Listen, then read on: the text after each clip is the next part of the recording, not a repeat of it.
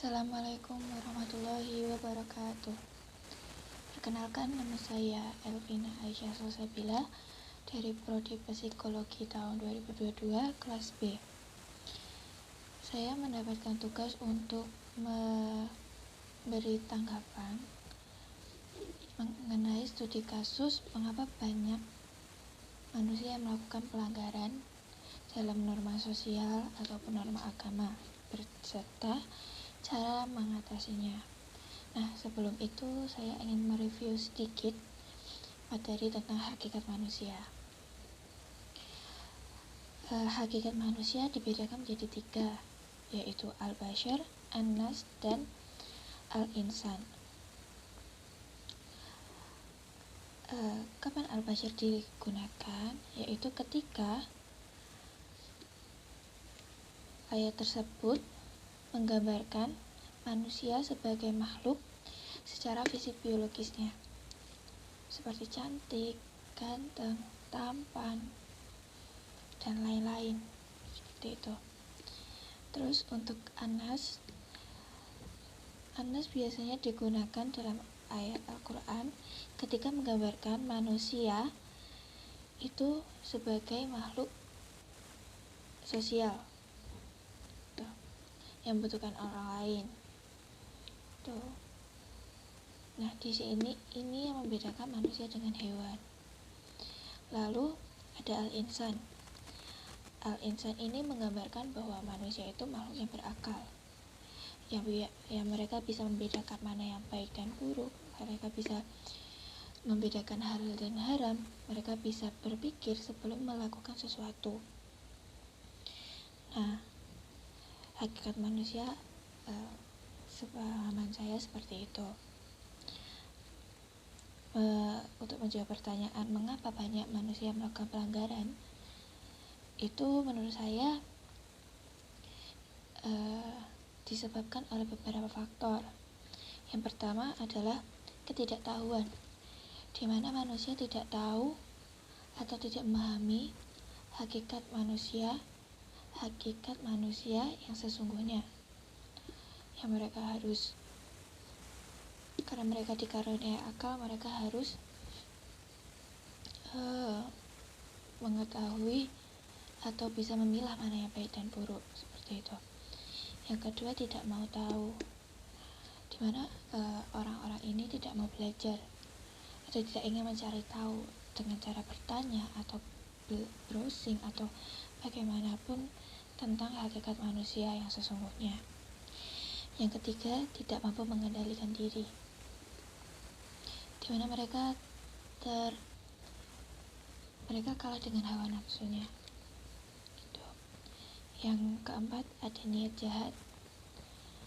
Niat jahat ini biasanya timbul karena keadaan, seperti contohnya waktu COVID-19 kemarin, dimana ekonomi turun-turunnya, mencari nafkah susah tapi kebutuhan banyak, sehingga mereka menghalalkan segala cara untuk bisa mendapatkan uang atau membeli atau memenuhi kebutuhan mereka. Nah, dari niat jahat ini terbentuklah kebiasaan. Karena mereka sudah terbiasa melakukan itu, akhirnya membentuk kebiasaan yang buruk.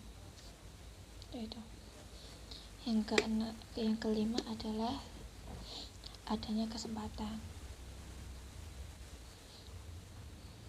Seperti contohnya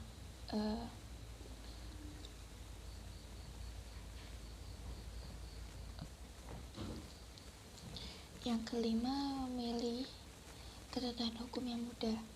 Contohnya adalah poligami, dimana di agama kita memperbolehkan laki-laki untuk melakukan poligami.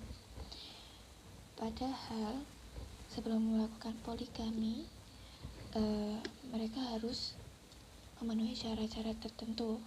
Tapi kebanyakan orang hanya memandang bolehnya berpoligami, hanya mereka ketentuan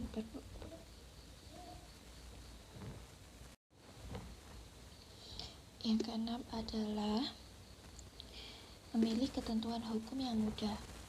Contohnya adalah diperbolehkannya laki-laki untuk berpoligami. Banyak orang yang hanya memahami itu, hanya sebatas diperbolehkannya poligami. Padahal sebelum mereka melakukan poligami harus memenuhi syarat-syarat tertentu hingga diperbolehkannya poligami. Yang ketujuh adalah tergoda. Ini bisa dicontohkan dengan korupsi, karena mereka sudah ada di posisi yang tinggi dengan gaji yang menggiurkan, dan berubahlah gaya hidup mereka menjadi glamor dan meningkatnya gengsi mereka, sehingga mereka dengan mudahnya melakukan korupsi, tergoda dengan harta duniawi. Begitu juga dengan pacaran, karena pacaran sekarang merupakan hal yang lumrah, sehingga banyak orang-orang yang melakukan pacaran. Padahal dalam agama kita, pacaran itu tidak diperbolehkan. Seperti itu. Terus yang kedelapan adalah merasa selalu benar. Dimana mereka merasa selalu benar? Ketika seseorang sudah merasa dirinya selalu benar, mereka akan cenderung sulit untuk diberitahu, dikasih nasihat. Seperti itu. Cara untuk mengatasinya adalah, menurut saya yang pertama adalah mendekatkan diri kepada Allah atau mempelajari agama lebih dalam lagi. Yang kedua, membiasakan diri untuk menaati peraturan yang ada, entah itu tertulis ataupun tidak tertulis. Seperti itu. Terus membuat kebiasaan yang positif. Ketika kita sudah terbiasa melakukan atau menaati peraturan yang sudah ada, secara tidak langsung kebiasaan yang baik itu akan muncul dengan sendirinya. Yang keempat adalah introspeksi diri. Mengintrospeksi diri, apakah yang saya lakukan saat ini sudah benar atau belum? Apakah yang saya lakukan ini sudah sesuai dengan perintah agama atau belum? Seperti itu. Karena manusia pada dasarnya diberi akal untuk bisa membedakan hal yang baik dan hal yang buruk, mengetahui halal dan haram, dan berpikir terlebih dahulu sebelum bertindak. Seperti itu. Yang kelima adalah meminta nasihat. Ketika diri sudah merasa ada sesuatu yang tidak benar, mintalah nasihat kepada orang yang lebih tahu, seperti guru atau ustadz atau kiai, agar kita diarahkan ke arah yang lebih baik. Mungkin sekian dari saya. Wassalamualaikum warahmatullahi wabarakatuh.